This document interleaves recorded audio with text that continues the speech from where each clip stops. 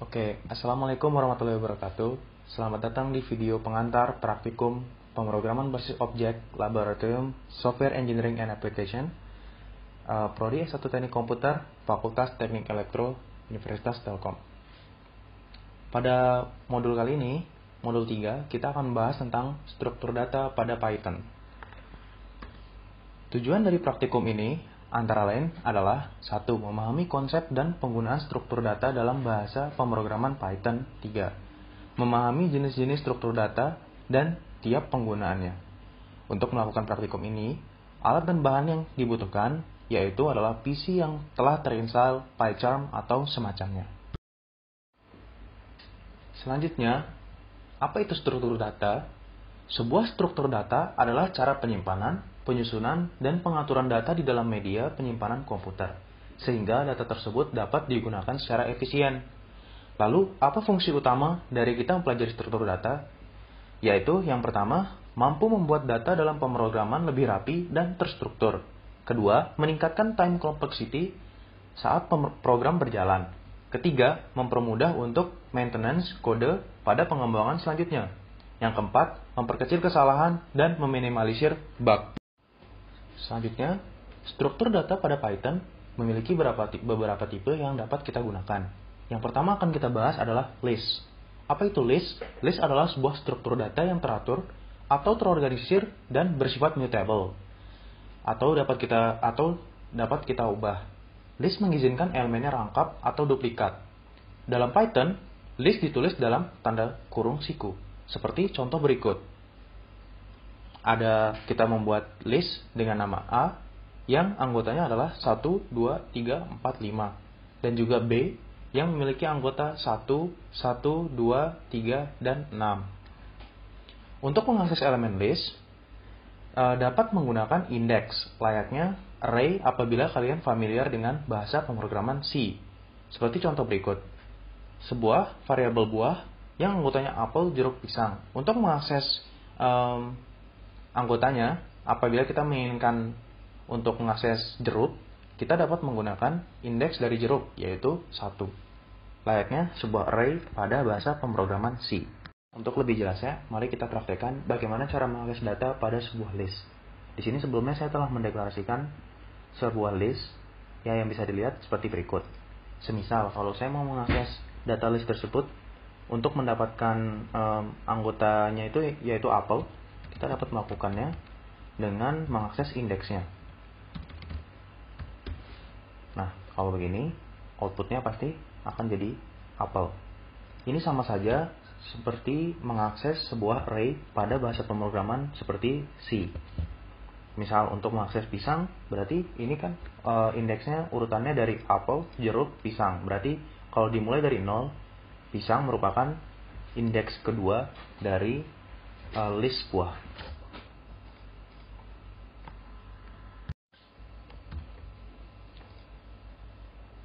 Selanjutnya, selain kita dapat mengakses satu elemen dengan indeks pada list, kita dapat juga mengakses sekumpulan elemen dalam rentang indeks tertentu. Nah, saat kita menspesifikasi elemen mana saja yang akan kita ambil, yang akan dikembalikan dari hasil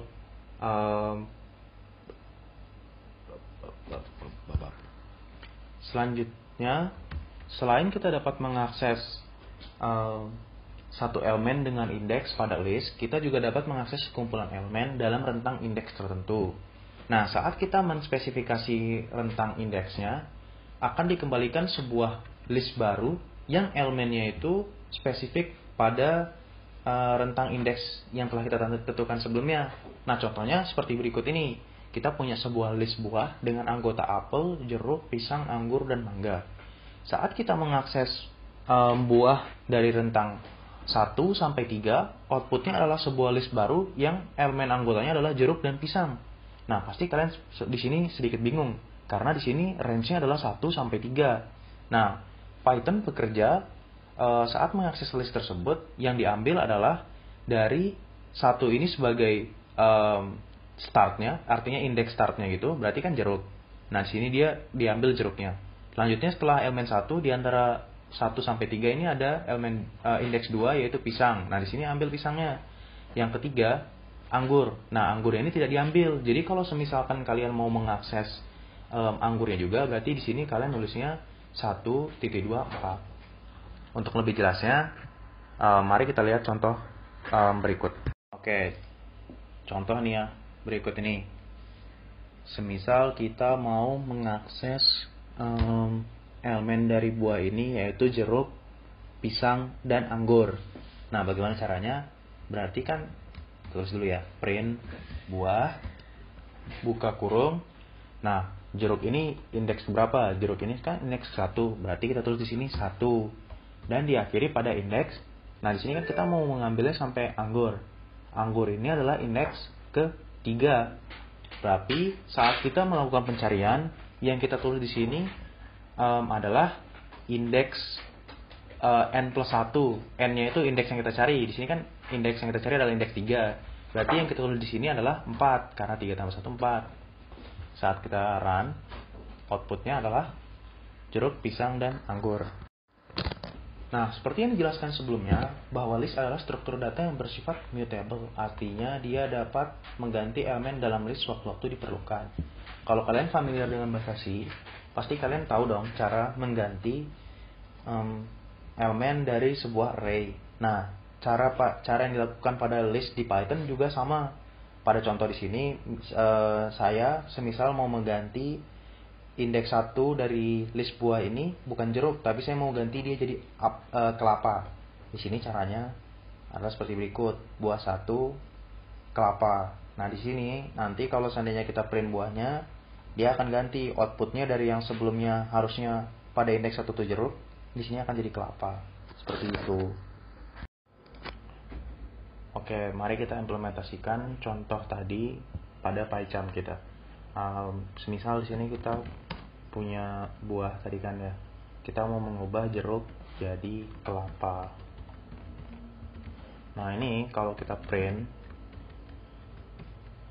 di sini, ini biar bisa memisahkan dengan yang di atas ini.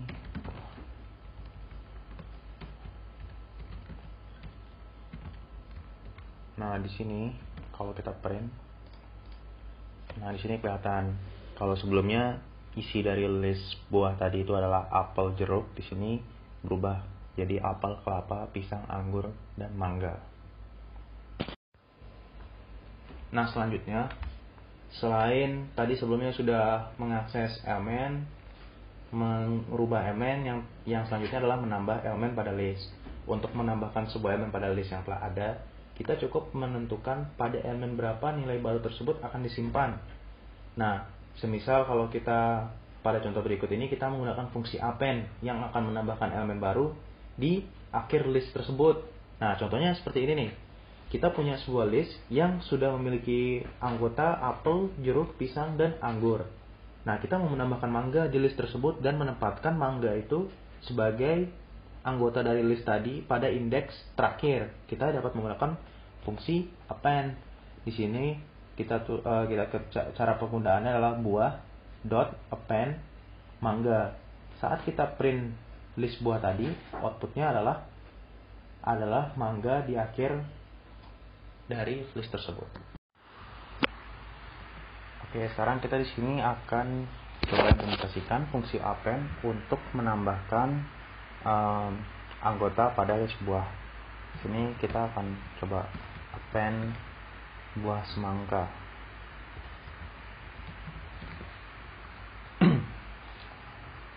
Nah, kalau seandainya kita print itu tanda ya, ini hasil append.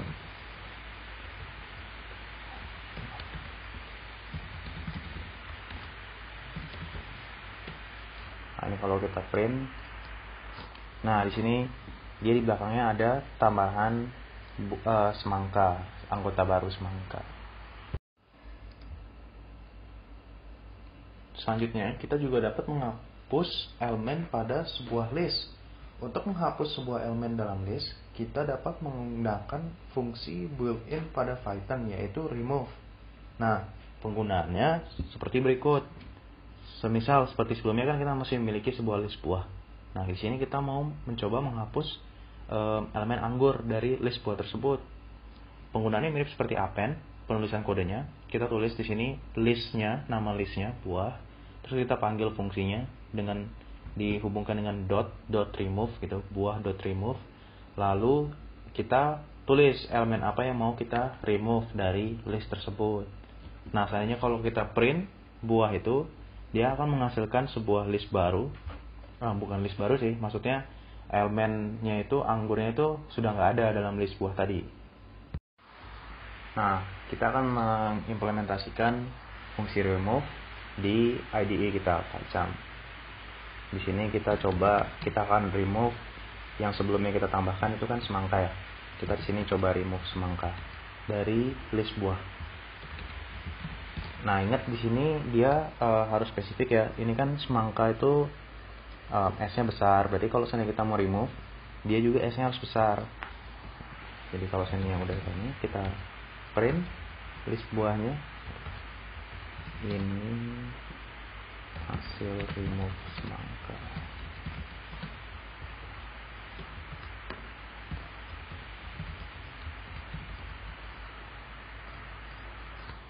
Nah, ini kita bisa lihat di sini. Sebelumnya kan kita sudah append semangkanya. Nah, setelah kita remove, semangkanya nggak ada lagi. Nah, selanjutnya kita juga bisa menggabungkan dua list untuk menghasilkan sebuah list baru yang anggotanya terdiri atas list-list tadi yang kita gabungkan. Nah, kalau kita lihat contohnya di sini, kita punya sebuah list 1, kita kasih nama listnya itu list 1. Anggotanya adalah A, B, dan C. Karakter A dan B dan C. Dan ada list 2 yang anggotanya integer 1, 2, dan 3. Sekumpulan integer gitu maksudnya. Nah, sini kita mau membuat sebuah list baru yang anggotanya itu adalah seluruh anggota list 1 dan list 2. Nah, ini caranya mudah sekali. Saat kita mau menggabungkannya, kita tuh tinggal menggunakan operator tambah. Jadi di sini kita tulis list 3 sama dengan list 1 ditambah list 2. Nah, kalau di print, outputnya akan menghasilkan seluruh anggota list 1 dan list 2 dalam satu kesatuan list gitu. Oke. Selanjutnya kita coba implementasikan untuk menggabungkan dua list. Di sini kita deklarasikan anggap misalnya list 1 ya. Seperti contoh, dia anggotanya ada A, B, dan ada C.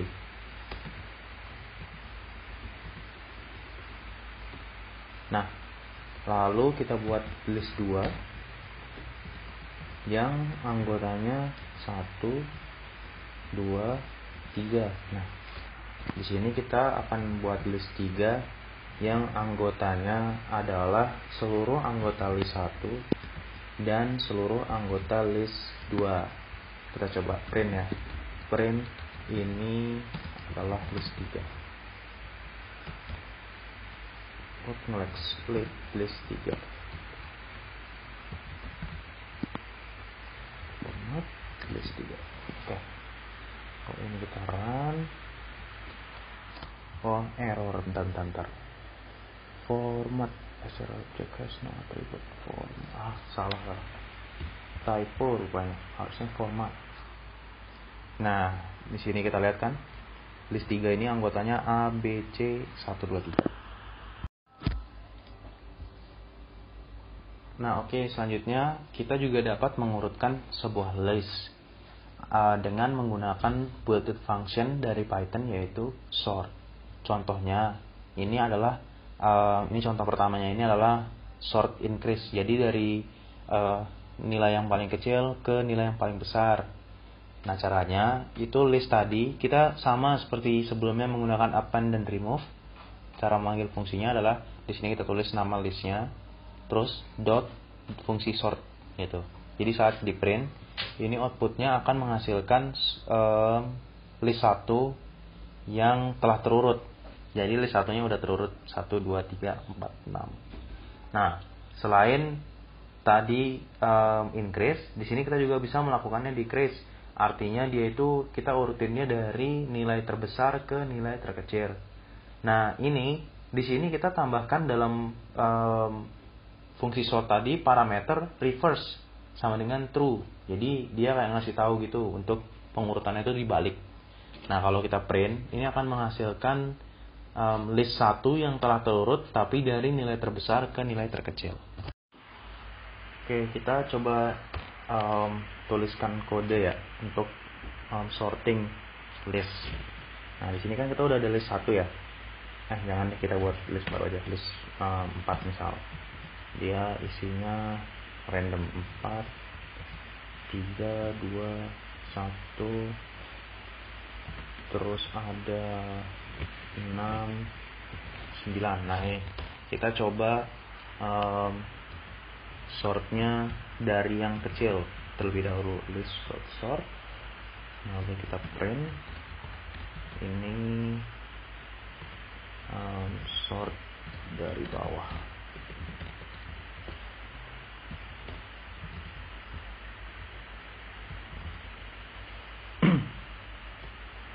Lalu kita sekarang yang kedua kita sort dia dari reverse ya, dari nilai paling besar ke nilai yang paling kecil. Reverse, di sini kita masukkan parameter reverse, kita ganti jadi true. Kita kasih nilainya true. Ini ya.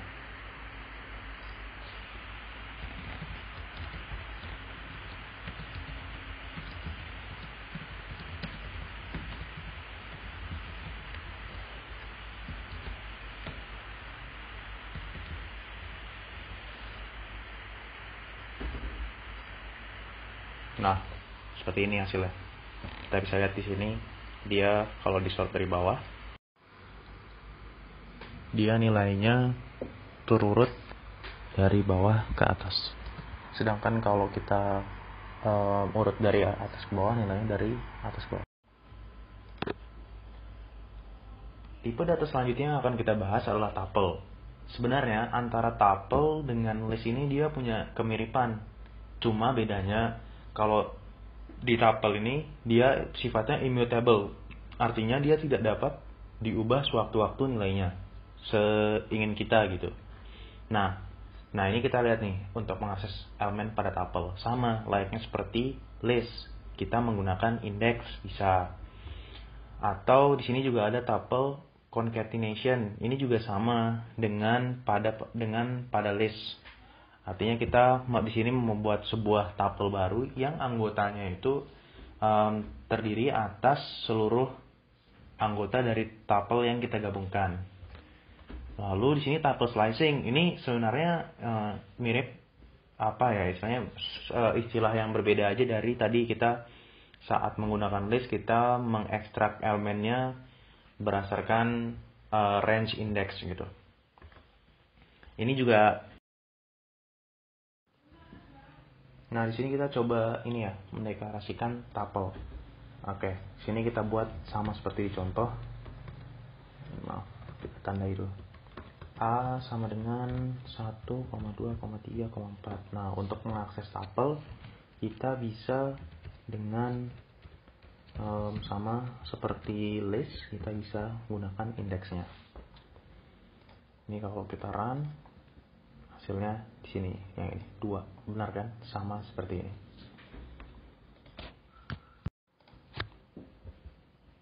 Kita coba implementasikan tuple concatenation ya. Nah, di sini misal kita buat ini pakai yang atas saja, ada A gitu ya. Kita ke sini buat baru lagi B yang isinya B A sama C. Nah, ini kita buat tuple baru. Nama tuplenya adalah B. Nah, di sini kita coba gabungkan kedua tuple A dan B. Sama seperti pada list, kita menggunakan operator plus. Di sini kalau kita print C, hasilnya lihat 1, 2, 3, 4 A C. Di sini kan AC ini merupakan anggota dari tuple B, sedangkan 1, 2, 3, 4 ini merupakan anggota dari tuple A. Nah, selanjutnya kita akan mempraktikkan slicing pada tuple.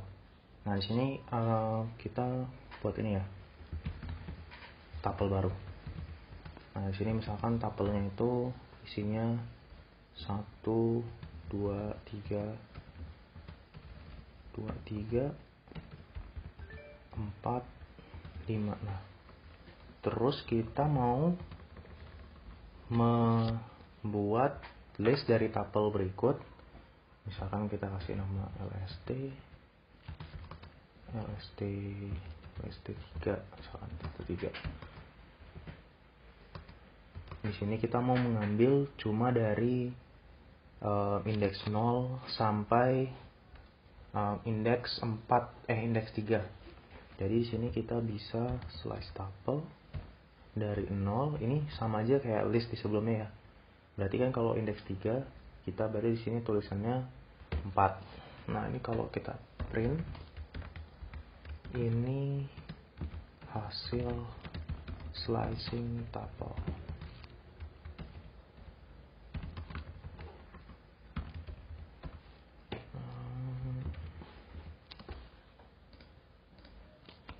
Nah, di sini bisa kelihatan hasilnya 1, 2, 3, 4. Begitu. Oke, selanjutnya kita coba mendelete tuple ya. Di sini kan sebelumnya sudah ada slice tuple. Kita coba delete yang itu aja. Del slice tuple. Nah, di sini harusnya kalau dia slice tuple-nya sudah delete, harusnya dia kan nggak nampilin apa-apa dong di sini. Nah, coba kita run. Ya ini kan tidak nampilin apa-apa ya. Coba kita lihat pesan errornya. Di sini tulisannya name error slice tuple is not defined pada line 51. Ini berarti sudah berhasil kita mendelete tuple ya.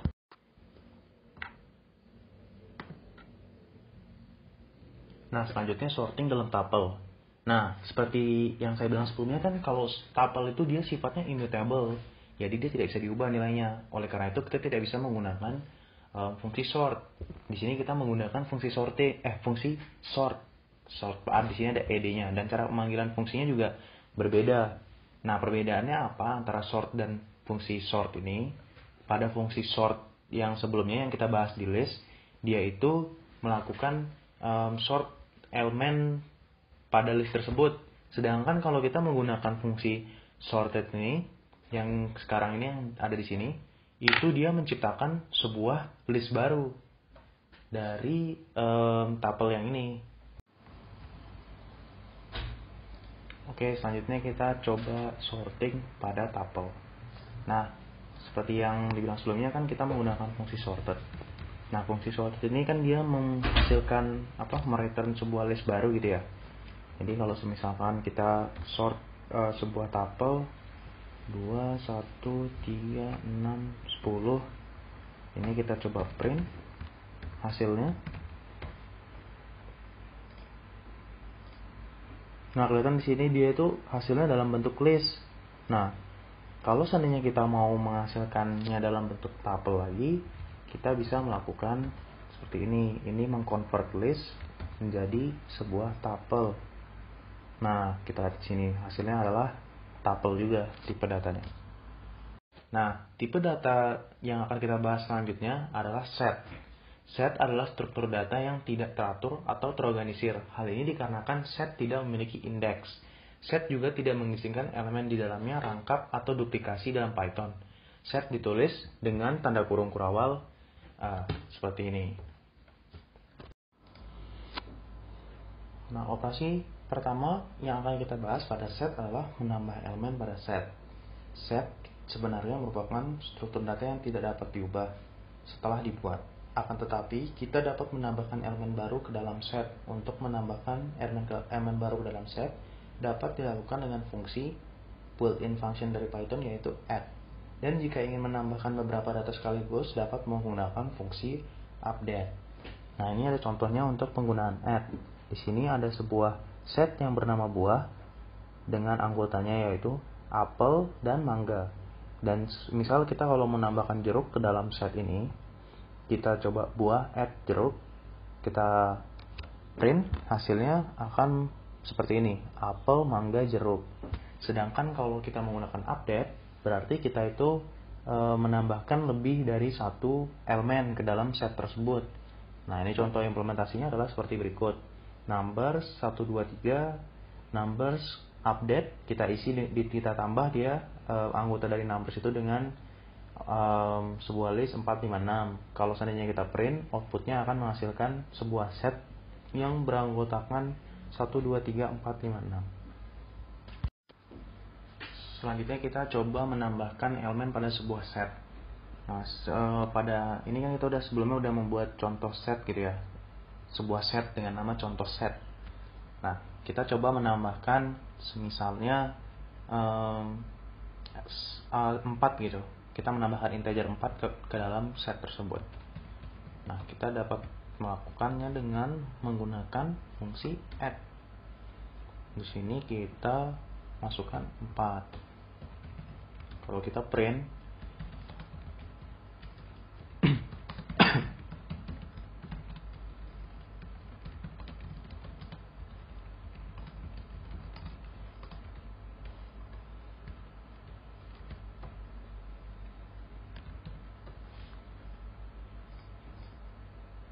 hasilnya setnya sekarang punya elemen baru yaitu 4.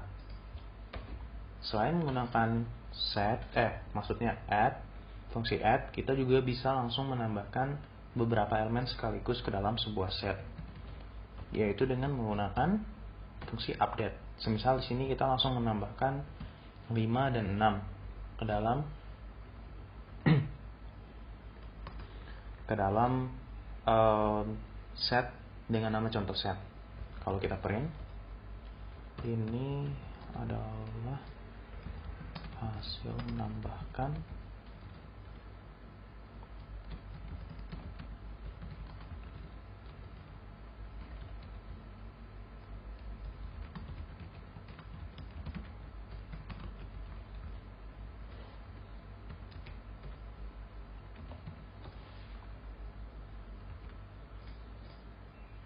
Nah, di sini dia langsung nambah 2 elemen, 5 dan 6, seperti itu. Operasi selanjutnya pada set adalah menghapus elemen pada set. Nah, untuk melakukan penghapusan ini dapat dilakukan dengan beberapa cara. Antara lain bisa yang pertama seperti ini. Misalkan kita udah punya set namanya buah dengan anggota apel, mangga, jeruk, kita bisa menggunakan remove. Jadi yang ini dia juga menghapus menghapus apel dari set buah. Atau misalkan bisa juga kita menggunakan discard. Ini mirip dengan remove. Nah, yang terakhir ada clear. Kalau clear ini dia menghapus semua elemen dari set tersebut. Jadi setnya tadi di set kosong. Seperti itu. Nah, selanjutnya kita akan mencoba menghapus elemen pada sebuah set. Nah, di sini misalkan kita mendeklarasikan sebuah set dengan nama buah 2 dan anggotanya seperti berikut. Lalu selanjutnya kita coba menggunakan fungsi remove. Nah, kita akan coba lihat hasilnya. Kita coba print hasil dari remove, fungsi remove tadi. Nah, kelihatan bahwa di sini karena kita sudah remove apel dari buah 2, maka di sini dia tidak ada apel saat kita print. Selanjutnya kita coba menggunakan fungsi discard. Kalau kita print, hasilnya cuma tersisa jeruk sebagai anggota dari set buah 2 karena sebelumnya kita sudah mendiscard mangga. Yang terakhir adalah menggunakan clear. Nah, kalau kita menggunakan clear ini, dia akan langsung menghapus semua elemen dari set tersebut. Kalau kita run, ya hasilnya adalah dia tidak ada punya elemen set tersebut, hanya menghasilkan sebuah set kosong.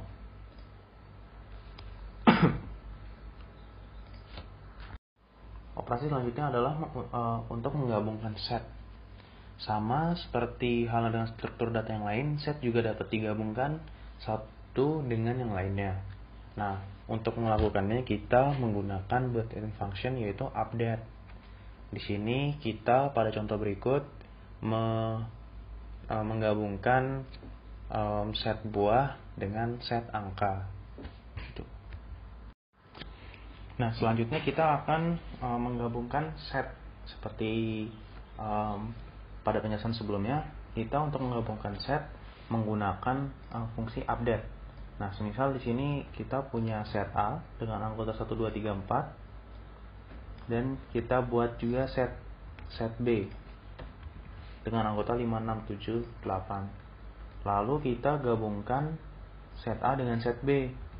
Nah, kita memasukkan set B ke dalam set A gitu.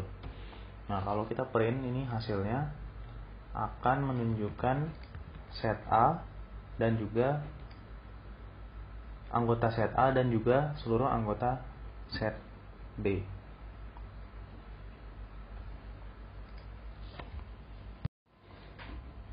Struktur data yang akan kita bahas selanjutnya adalah dictionary. Nah, dictionary ini sebenarnya mirip juga dengan list atau tuple. Nah, cuma bedanya dia dictionary ini dia tidak menggunakan indeks, tapi dia menggunakan yang disebut dengan key. Jadi ada semacam key and value pair gitu. Nah, dictionary ini dapat dianalogikan juga sebagai sebuah kamus besar bahasa Indonesia. Ketika kita akan mencari arti kata data, kita membutuhkan kata kunci yaitu awal dari kata tersebut, yaitu D kan. Nah, itu yang dimaksud dengan key. Seperti itu. Untuk membuat sebuah dictionary, yang kita lakukan itu seperti yang sebelumnya itu ada key and value. Nah, dictionary itu dia dikreasikan dengan menggunakan kurung kurawal. Nah, bedanya dengan set, di sini kita membuat sebuah key. Di sini 1 berperan sebagai key dan kalkulus berperan sebagai value dari key 1 tadi. Begitu juga dengan 2. 2 ini merupakan key dari value auto dan 3 ini merupakan key dari value-nya itu PBO. Tapi key dalam dictionary ini tidak harus berupa integer. Dia juga bisa, misalkan kita menggunakan string. Di sini key-nya ini adalah Indonesia, sedangkan value-nya adalah 1. Dan di sini Malaysia sebagai key-nya dan value-nya 2. Singapura sebagai key-nya dan value-nya adalah 3.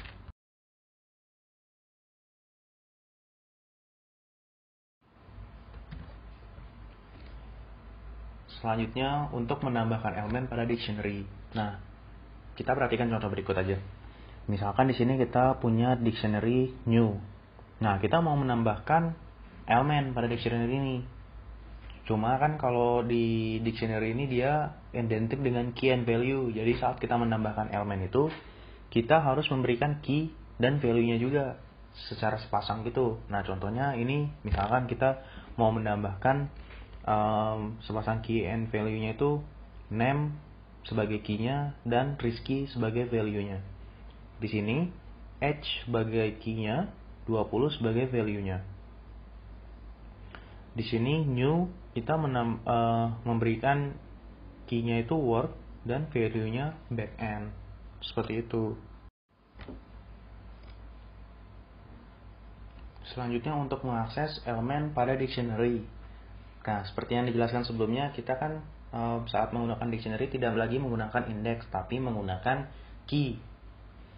Nah, misalkan di sini kita membuat sebuah dictionary namanya Biodic.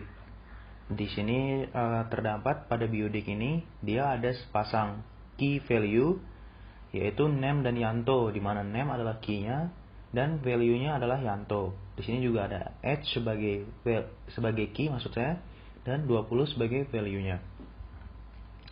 Seandainya kita print dictionary tadi menggunakan key-nya, dia akan menghasilkan menampilkan maksud saya Yanto, karena name ini merupakan key dari sebuah value yaitu Yanto. Di sini juga begitu. Kalau seandainya kita ini print output dari baris paling bawah ini, print Biodic H ini, dia akan menampilkan 20 karena kita mau mengakses value-nya.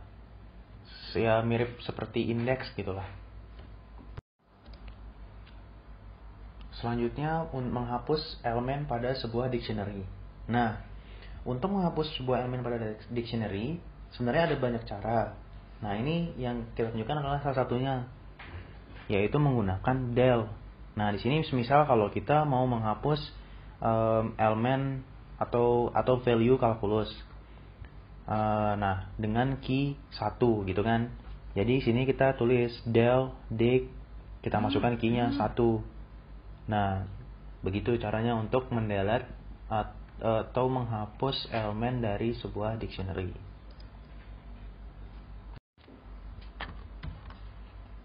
Selanjutnya kita dapat juga menghapus elemen pada dictionary menggunakan pop item. Nah, metode ini akan menghapus elemen bagian paling kanan dari sebuah dictionary. Jadi kalau misalkan kita mau menghapus, kita udah tahu kalau kita mau menghapus bagian paling kanan dari sebuah dictionary, kita tinggal menggunakan pop item. Cara pemanggilannya, cara penggunaannya sama dengan cara penggunaan pop.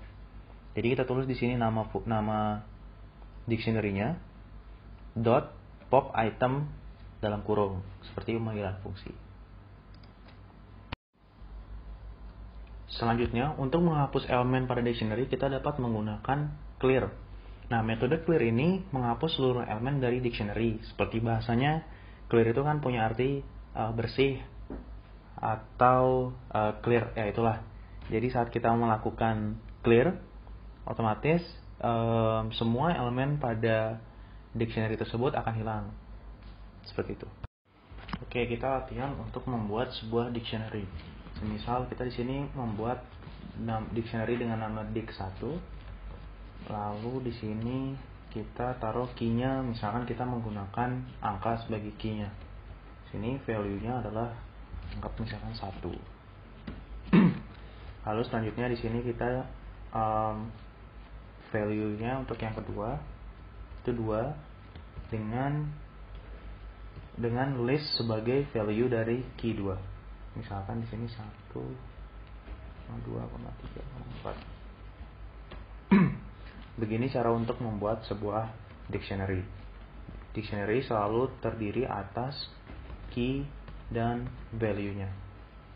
Nah, untuk mengakses sebelumnya kita coba print dulu ya dictionary tersebut. Nah, di sini terlihat begini, berarti tidak ada error, berarti dictionary-nya sudah jadi.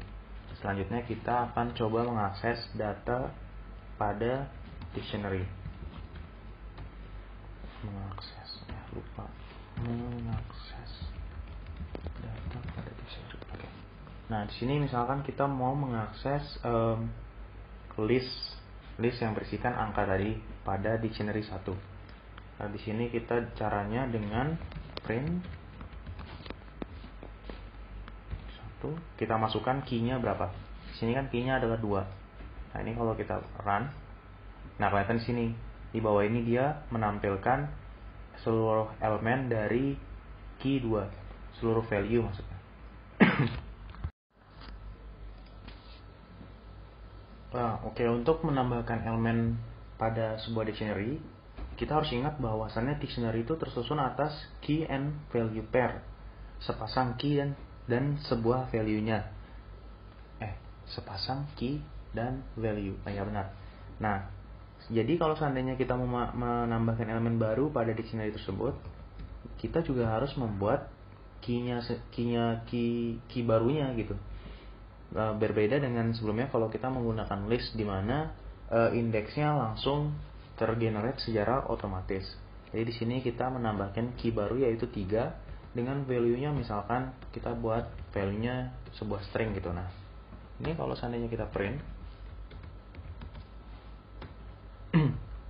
maaf ini typo dic1. Nah, hasilnya dia akan menambahkan elemen baru, key pair value baru, yaitu key-nya 3 dan value-nya adalah string tulisan 3. Begitu. Kita coba latihan untuk menghapus elemen pada dictionary. Cara yang pertama kita menggunakan del. Penggunaan del akan menghapus seluruh elemen yang ada dalam dictionary tersebut. Jadi kalau misalkan kita del dik1 ya, kita kan sebelumnya udah mendeklarasikan dik1 ya, print. Misalkan ini kita lakukan print. Nah, seharusnya ini dia menjadi error. Nah, di sini dik1 is not defined karena kita tuh menghapus seluruh data yang berkaitan dengan dik1. Jadi dia tidak tersedia lagi. Ini kita komen dulu. Nah, selanjutnya menghapus elemen pada dictionary menggunakan yang selanjutnya itu menggunakan pop.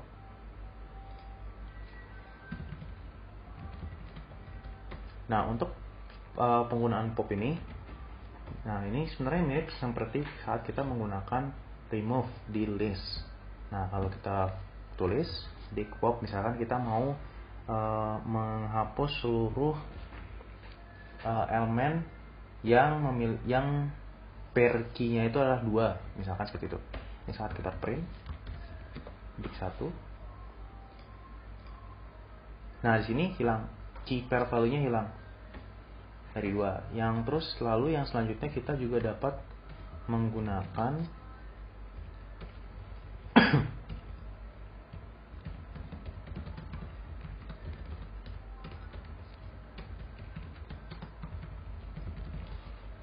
yang selanjutnya itu kita menggunakan pop item. Nah, pop item ini digunakan saat misalnya kita tahu kalau elemen yang kita hapus itu dia berada paling kanan.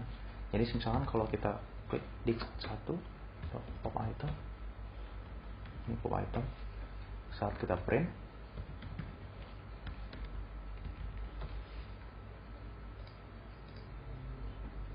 ya, dia langsung menghapus key and pair value, dimana key-nya itu 3 dan value-nya itu string yang letaknya dia ini berada paling kanan. Nah, jadi biar mungkin lebih memberikan bayangan, ini coba kita komen dulu, jadi lebih kelihatan jelas gitu perbedaannya.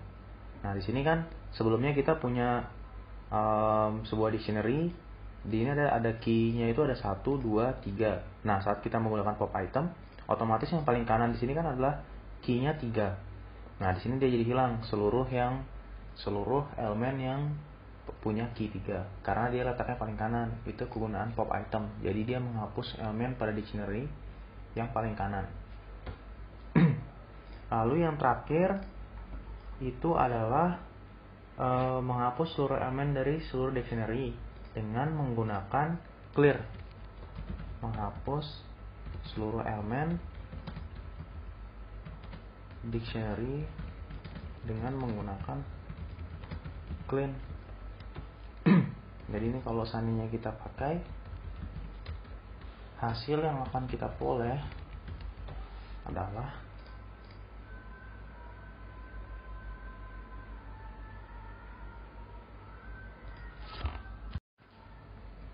kok error ya? Oh, nah ini salah, harusnya clear. Coba sekali lagi. Nah, dia akan menghasilkan sebuah dictionary kosong karena seluruh elemennya itu dihapus. Seperti itu. Sepertinya cukup sampai di sini untuk pengantar praktikum modul 3 tentang struktur data.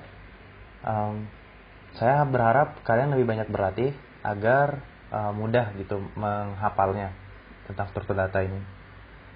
Mohon maaf apabila banyak kesalahan. Saya Dandi Arya Aditya undur diri. Sampai jumpa di praktikum selanjutnya.